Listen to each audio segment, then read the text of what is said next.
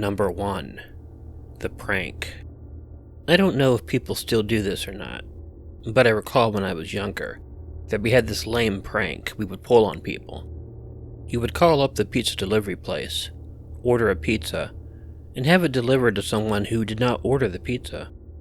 It was really stupid looking back on it because the only people who ended up suffering because of it was the pizza place.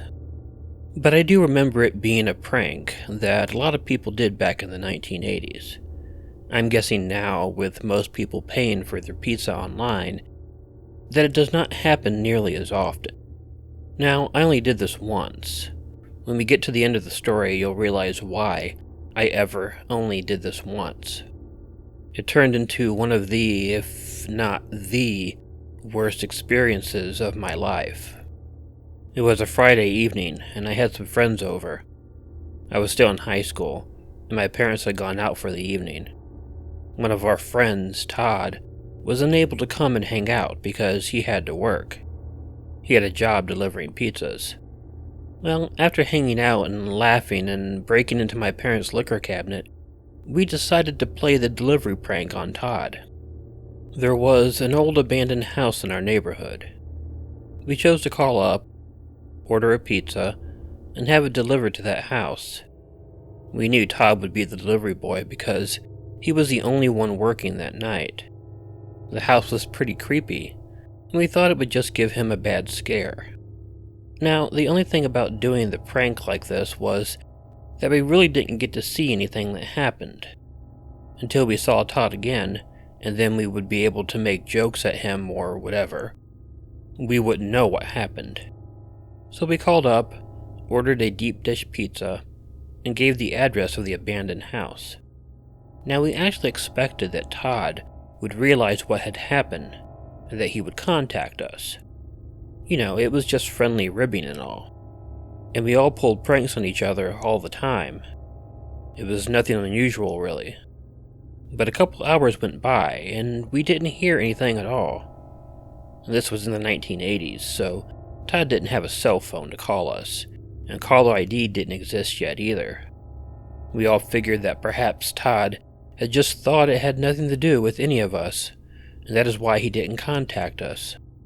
That Monday, at school, Todd did not show up at school. Our wondering why he hadn't contacted us immediately turned into concern. It got worse, though, when the principal made the morning announcements. Todd had been assaulted while making one of his pizza deliveries, and he was in the hospital. The principal announced that this happened in the area that the abandoned house was in, and that the attacker was not caught. The police, therefore, would be aggressively enforcing the under 18 curfew until the attacker was caught. We didn't know the full story until we saw Todd again. This was a couple weeks after the prank, but he told us exactly what had happened. He had found the address of the pizza delivery. He was immediately skeptical because he was familiar with the house. We knew it was abandoned, but he figured he should at the very least go up and knock on the door. He did this, and noticed several people inside the house in the dark. They were two men who had escaped from jail a few weeks before and were hiding out there. They got to him and beat him to near death in order to keep their location secret. We were all shocked about the situation. When Todd recovered, he didn't hold it against us, though. That was very big of him.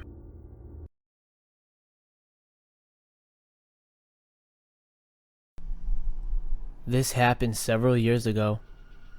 When I was about 17, I had just gotten my first job at a local pizza joint and sailed by the first few months without incident.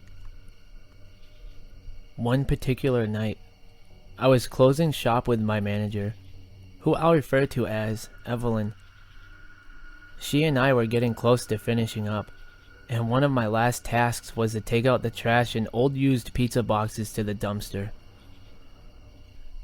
I got what I could and I stepped out the back door, making my way to the dumpster at the opposite end of the back parking lot, when I got an odd vibe from just standing out there. When I approached the dumpster, I heard a tiny bit of rustling and something moving further back behind the dumpster, as if attempting to stay hidden. I get spooked easy, so I called to Evelyn while backing away, when my voice resonated in the lot. A tall, thin man springs from behind the dumpster and hauls ass in the opposite direction. I scream and I run as fast as I can back into the restaurant. Nearly crying, I explain everything to Evelyn, and after hearing my whole story, she does a quick sweep of the lot, only to find a dirty coat the man had left behind. She assumed the man was homeless and just warned me to be careful next time. A couple weeks later, I'm opening the store and make it home around 2 in the afternoon. My mom shows me a news article she had found about the man in our area who had abducted 3 teenagers over the course of 4 or 5 months. I immediately thought of the man behind the dumpster. As much as I would have liked the story to end there, it only got worse. Several months later, I'm closing with Evelyn again, and another manager, Steve. Around 9 p.m., I saw a man pull into the parking lot, and as he did, he turned his headlights off. I was standing there where you pull pizzas out of the oven, which was only behind the registers and with a large glass front.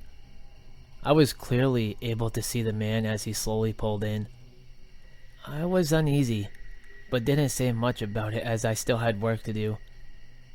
Half an hour later, I look back and I see the man, still, with his headlights off, very slowly circling the parking lot. I call Steve over, and after a few long moments of looking out, Steve hurriedly rushes Evelyn and I to go to the back end of the store, where he tells us not to move. Soon after, the police came rushing into the lot, and the man is arrested.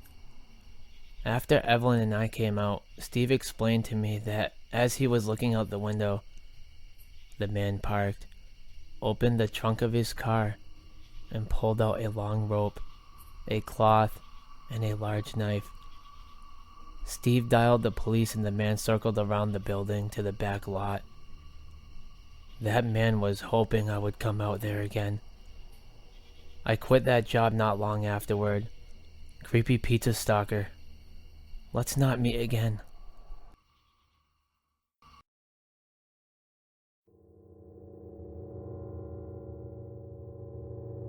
Number 3. Dark Delivery. I had a really awful experience when I tried to work as a pizza delivery guy. This happened during my first year of college. I went to a pricey college, and I wasn't able to have everything paid for by my parents or with grants and loans. So on the weekend, I would be delivering pizza. For the most part, I delivered to college students who were just partying on the weekend. But occasionally, I would get a delivery elsewhere in town. Those really were the deliveries I liked better. I don't know, something about being at work and watching other college kids partying was sort of unsatisfying to me. This happened in the fall. I'd gotten out of my last class, and then went to my dorm room for a nap. When I got up, the weather had changed quite a bit. It went from a sunny day to a cloudy and extremely windy day. Also, there was a lot of leaves falling from the trees, so there were leaves everywhere. We had a lot of business that day. I really spent almost no time actually at the pizza place. Every time I came back for a delivery, several pizzas were waiting for me. It was a bit overwhelming, but I actually was doing well because of the volume of tips. However, I knew when I got back to my dorm room, I was likely to pass right out. One of my last deliveries was to a house in an area that I had not delivered to before. Upon driving there, I found that it was an old house with a long driveway. I checked out the address on the mailbox to know that I was in the right place. I noticed some people were sitting on chairs in the front yard. I was a bit surprised for a few reasons. Being outside on a windy night was a bit odd. Also, they weren't sitting on their porch. They were in the front yard, and there were not any lights on.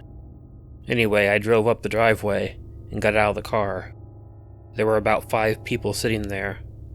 4 of them were actively talking, but the 5th guy was just sitting there, with the blankest eyes I'd ever seen. I got out and went to give them their order. The 4 that had been talking to each other began talking to me. I gave them their pizza, and they asked me if I wanted to join them for a slice. I declined, letting them know that I had more work that I had to do. They kept on insisting, though, and when I asked for the money for the pizza, they told me if I joined them for a slice, they would give it to me. Now, the entire time I was interacting with the talking 4, the 5th guy didn't move at all. He just remained completely still on the chair. It was dark, and I only gave him a few sideways glances while I talked to the other 4, but it almost seemed like the guy was dead in the chair. That is when one of them said something that freaked me out.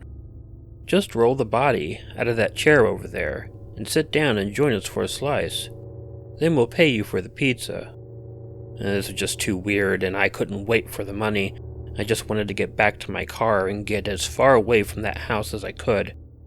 Right when I began to back away, one of the guys in the chairs began to stand up.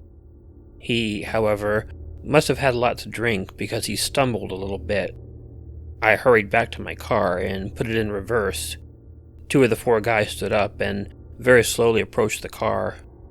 They began laughing at me as I drove backwards, and I could have sworn that the 5th guy, the one they had referred to as the body that I should move, was lifeless.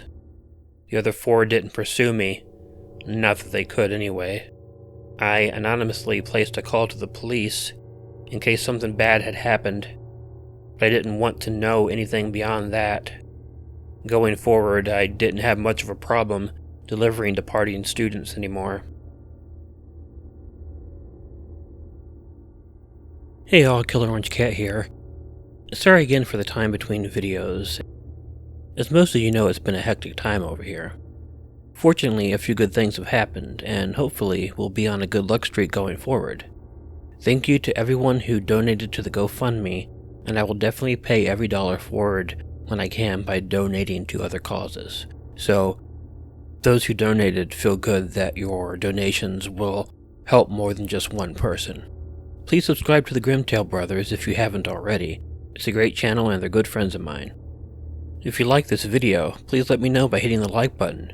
If you're not already subscribed to Killer Orange Cat, feel free to click the subscribe button below, and the bell, or click the icon of Ichigo the cat that will appear at the end of this closing. Leave me a comment and share the video with someone you think might enjoy it. If you have an original story you'd like narrated on Killer Orange Cat, please email it to the address included in the description. But as always, most importantly, don't forget to make sure to check in your closet and check under your bed, because you never know where a Killer Orange Cat might be hiding. Good night.